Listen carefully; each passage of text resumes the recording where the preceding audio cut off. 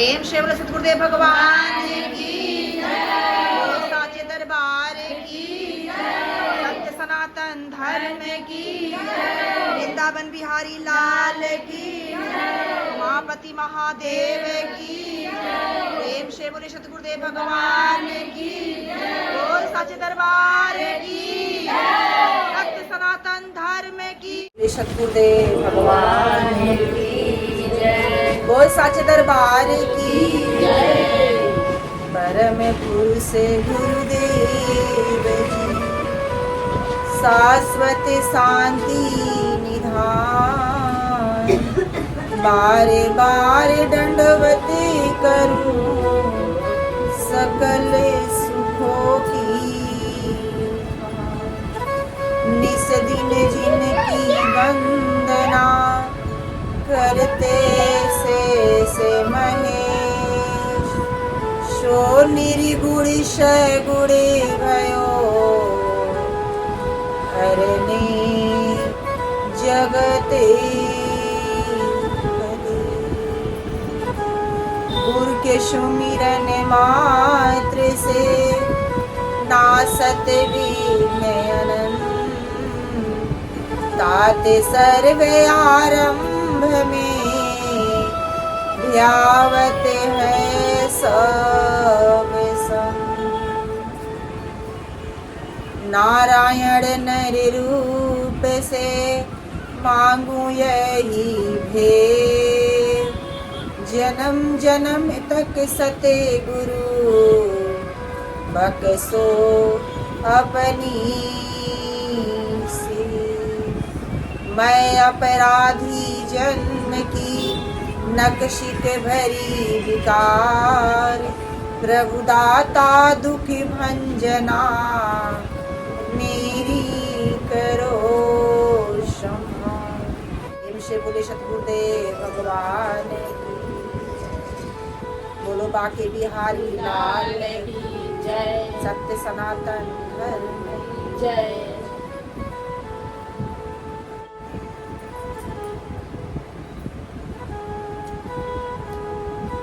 पर उपस्थित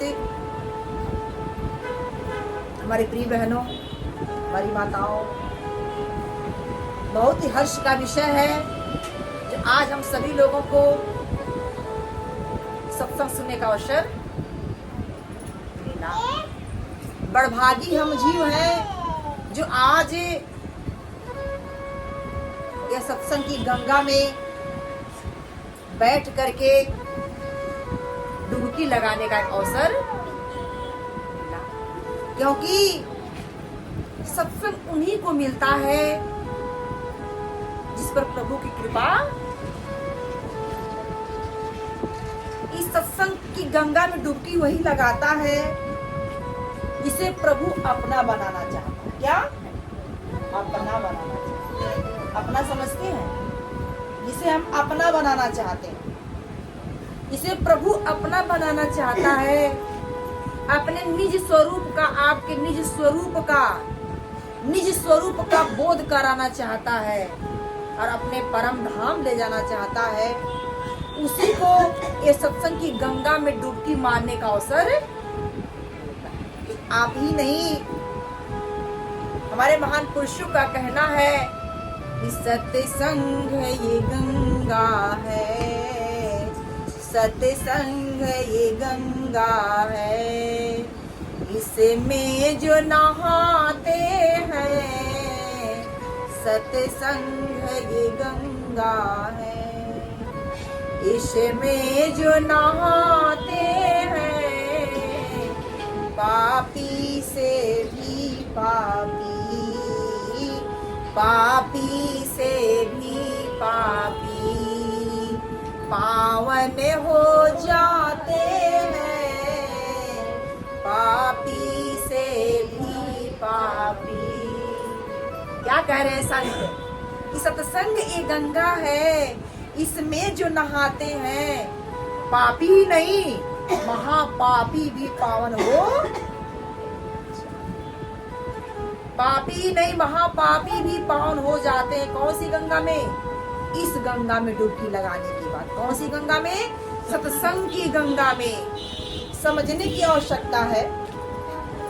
सत्संग, गौर से सुनेंगे आप लोग, ध्यान से सुनेंगे आप लोग। सत्संग का अर्थ क्या है, हमें पहले इसको समझना है। सत्संग माने होता है सत्य का, सत्य प्लस यानी सत्य का संग करना क्या है, सत्य है क्या। आपके अंदर अब यह विचार होना चाहिए कि महात्मा जी कह रहे सत्संग ही यानी सत्य का संग करना ही सत्संग है, तो सत्य है क्या। इस दुनिया संसार में सत्य है क्या, किसे आप सत्य समझते हैं। यह घर सत्य है, यह मकान सत्य है, ये दुकान सत्य है, दुनियादारी सत्य है, ये पुत्र परिवार सब सत्य है। यह सब सत्य नहीं है कि सत्य कभी नष्ट होता, सत्य का कभी विनाश होता नहीं है। जिसके मानो संतों ने कहा ब्रह्म सत्य जगत मिथ्या। क्या ब्रह्म ही सत्य है और जगत क्या है, ब्रह्म सत्य है, जगत क्या है, मिथ्या झूठा है। यह संसार झूठा है, यही संसार शपनवत जानी, 2.5 गज कपड़ा डुलिया होएगी रवानी। मिट्टी में मिट्टी मिले, पानी में पानी। ये जो शरीर आपका हमारा बना है ना, 5 तत्वों से बना है। कितने से बना है, 5 तत्व, चित जल पावक गगन समीरा। अब 5 तत्व मिल बना शरीर। ये 5 तत्व से हमारा यह शरीर बना हुआ है। यह शरीर तो नष्ट होता है, किसी की आत्मा नष्ट होती। ये आत्मा नष्ट है जिससे ये हमारा शरीर चल रहा है। जो हमारे अंदर आत्मा है, जो प्राण है, जिससे हमारा शरीर चल रहा है, उसका कभी विनाश होता नहीं। जो परमात्मा का अंश अंदर हमारे बैठा है, ईश्वर का अंश है जो इसी स्वर में समाया हुआ है। स्वर समझते हैं, अगर ईश्वर का अंश इसमें अगर नहीं समाया होता ना ईश्वर में, तो शायद हम बोलते, आज चाय हर जगह बोलते हैं ना, ये मेरा, ये तेरा, हर जगह कहीं प्यार है, कहीं लड़ाई है, कहीं झगड़ा है, हर जगह तय तू मैं कर रखे हैं। नहीं करते हैं, कब तक ये स्वर दिया है ना श्वासों में, ईश्वर अंश जीव अविनाशी। ध्यान देंगे आप, ईश्वर का अंश है हमारे अंदर, जीव अविनाशी है। जीव ये आत्मा, ये प्राण अविनाशी है। जैसे वह परमात्मा अविनाशी है, वैसे इसके अंदर जो परमात्मा का अंश आत्मा है वो अभी अविनाशी है, जिसका कभी विनाश होता नहीं है। हे अर्जुन, इस आत्मा को ना तो अस्त्र शस्त्र काट सकता है, न अग्नि जला सकती है, न हवा सुखा सकती, न पानी गला सकती है। ये आत्मा अजर अमर अविनाशी परमात्मा का अंश है। किसका अंश है? परमात्मा का अंश है, जिसके द्वारा आज आपका शरीर चल रहा है। क्या चल रहा है? शरीर चल रहा है। आज शरीर के लिए सारे साधन अपना लेते हैं, लेकिन अभी हम अपने आत्मा के बारे में सोचते, तो विचार करने की आवश्यकता है। ये सोचने समझने के लिए, अपने आत्म कल्याण के लिए, अपने आत्म के उद्धार के लिए ही हमें आज यह साधन बताया जाता है। तो कौन सा साधन? कि कोटि जन्म की मैले उतारी, कृपा दृष्टि सब काज संवारी। कोटि जन्म की मैले उतारी, कृपा दृष्टि सब काज संवारी। तो क्या कहते संत? सत्य संग साधन बतलाए, कोई बिरलाही वहाँ जाए। सत्य संग साधन बतलाए, कोई बिरलाही वहाँ जाए। कोटि जन्म की मैल का ध्यान देंगे आप लोग। भाई बाद वीडियो ले लीजिएगा फोन में हमारे, हम आपको वीडियो दे देंगे।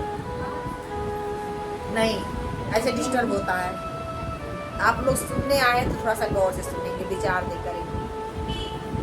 हमारे यूट्यूब पे चैनल आता है, आपको वीडियो में देखना तो उसमें देख लीजिएगा, बता देंगे हम आपको। अभी आप जो समय लेके आए हैं यहाँ पर, ये मत सोचिए कि अरे हमने तो बहुत सत्संग सुन लिया है, बड़े संत आते हैं, बहुत हमने सत्संग सुना है,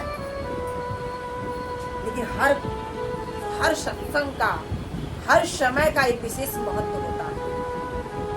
ये सत्संग में जो आए हैं ना, जितना समय आप सत्संग में दे रहे हैं ना, ये आपका अपना है, इसमें कोई दूसरा ले सकता, आपका अपना। ये सत्संग बहुत बड़ी चीज है, छोटी चीज नहीं है।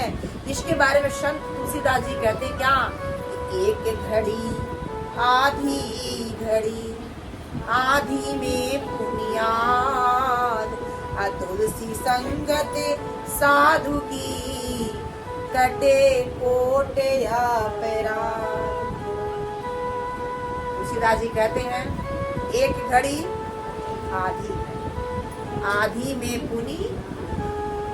अगर थोड़ा सा भी समय अगर आप साधु संगत में देते हैं तो कटे कोट अपराध, यानी आपके करोड़ों अपराध कट जाते हैं। सत्संग की महिमा कोई छोटी नहीं। हमारे संत महापुरुष सदग्रंथ में कहते हैं कि गौ कोटि दानम, ध्यान देंगे आप लोग, गौ कोटि दानम ग्रह चेकासी, मकरे प्रयागम अति कल्पे, धन द्रव्य दानम सुमेर तुल्य, तुले नताही फल अर्ध घड़ी सत्संग। प्रेम से सतगुरुदेव भगवान की जय, बोल सच्चे दरबार की जय। प्रेम से सतगुरुदेव भगवान की। एक बार भजन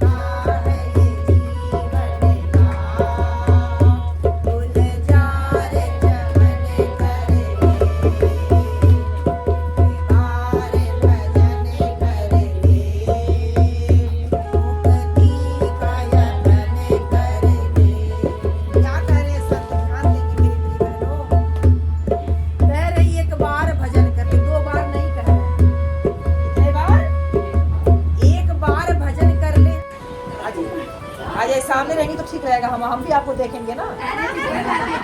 इतनी सुंदर सी हैं आप, देखने के लिए, दिखाने के लिए हम आपको सामने आए। आइए आइए, हाँ आइए आइए, सामने आए, मैं आपको देख देख के सबको सुनाऊंगी। चलिए आइए, आइए। सही बात, देखने दिखाने के लिए तो आइए किए, देखने में क्या है। चलिए बोल के बाद जहाँ प्रेम से सत्य भगवान की वो सच्चे दरबार की। क्या कह रहे संत, एक बार भजन कर ले। कितने बार? 2 बार नहीं कह रहे हैं, एक बार भजन कर ले अब मुक्ति का कह रहे हैं संत। मुक्ति का कोई तू जतन कर ले, रोज थोड़ा थोड़ा हरि का नहीं कहते हैं, ज्यादा नहीं कह रहे हैं, थोड़ा थोड़ा कहा जा रहा है। लेकिन आप लोग टाइम दिया गया 1 बजे का, लेकिन आप लोग कब आए हैं? 3 बजे नहीं, 3:30 बजे आए हैं। कितने बजे आए हैं? काफी समय आप लोग अगर इस सत्संग में दे रहे हैं तो आप अपने जीवन को सार्थक करें। कह रहे हैं कि 5 पहर धन दे गया, 3 पहर गया सोए, और 1 पहर हरि नाम बिना तो मुक्ति कैसे होगा मुक्ति भाई? आपके पास 24 घंटे के 8 पहर बनते हैं। कितने पहर बनते हैं? 8 पहर बनते हैं। 5 पहर तो धंधे में निकल गए, 3 पहर आपके सो के निकल गए, 5 दिन कितना हो गया? अब कौन सा समय ऐसा निकालेंगे जो आप मोक्ष के अधिकारी बनेंगे, मुक्ति के अधिकारी बनेंगे? संत समझा रहे हैं, बार बार बता रहे हैं कि सुंदर मानव चोला हर बार नहीं, ये हर बार नहीं मिलता है, 1 बार मिला है। कितने बार मिला है? 1 बार। 84 लाख योनियों में भटक रहे थे, प्रभु को दया आई, प्रभु की कृपा आई हुई कि कबहु करी करू नानर देही अदेत ईस दिन हे तुषनेही। वो करुणा के सागर, वो दया के सागर प्रभु आप पर दया करके मनुष्य का जीवन है और 1 बार दिए, 1 बार एक चांस दिए हैं। इस जीवन को पा करके अगर आप अपने आत्म कल्याण के बारे में नहीं सोचते हैं तो इसके बारे में कहते हैं कि जो न तरे भव सागर अनर समाज यस पाय, शोकित निंदक मन मती आत्महान गति जाय। क्या कह रहे हैं? ध्यान दीजिएगा आप लोग। जो न तरे भव सागर, जो इस मनुष्य जीवन को पा करके भव सागर, भव माने दुख है, सागर माने संसार, संसार में कोई सुखी है क्या? कोई सुखी? किसी से पूछ लो, कोई सुख नहीं। दीन कहे धनवान सुखी, गरीब कहता है कि धनवान सुखी है। एक बार की बात है, कुछ विद्वान लोग निकल पड़े दुनिया संसार में पता करने के लिए कि संसार में सबसे सुखी कौन है। सबसे सुखी विचार विद्वान लोग थे, से विद्वान पड़े सुखी मनुष्य के तलाश में। कौन से मनुष्य के? चलते चलते एक जगह पहुंचे। वो जगह कौन सा था? एक टूटी फूटी झोपड़ी थी, टूटी फूटी खाट पर एक मनुष्य खूब खर्राटे भर रहा था। क्या भर रहा था? खर्राटे समझते हैं? हाँ हाँ, सोना। खूब खर्राटे हो रहा था। सारे विद्वान वहां पर पहुंचते हैं तो उसे जगाते हैं। ध्यान देंगे आप लोग, उसको जगाते हैं। पंडित जी कहाँ चले गए? प्रेम शिव सुखदेव भगवान की जय, बोल साचे दरबार की जय। अब सब विद्वान पहुंचते हैं उस गरीब के पास, तो कहते हैं भाई हम लोग सुखी मनुष्य के तलाश में घूम रहे हैं, हमको तो देखने में लग रहा कि आप दुनिया के सबसे सुखी मनुष्य हैं, इतना चैन की नींद सो रहे हैं। कैसी नींद?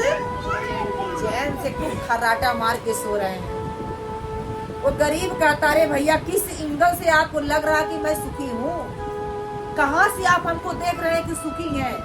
अरे मेरे पास न रहने के शुद्ध से मकान है, न ठीक ठाक से कपड़े पहनने के लिए, न पेट भर हमको रोटी भी मिलने खाने को। कि जीवन में 3 चीज की आवश्यकता। कितनी चीज की?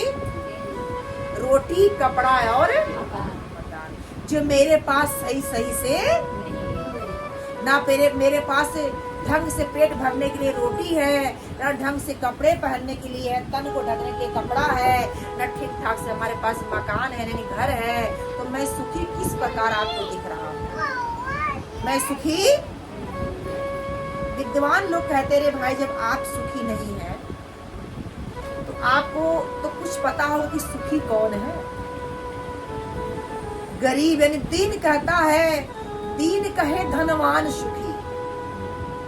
दीन कहता कि धनवान सुखी है।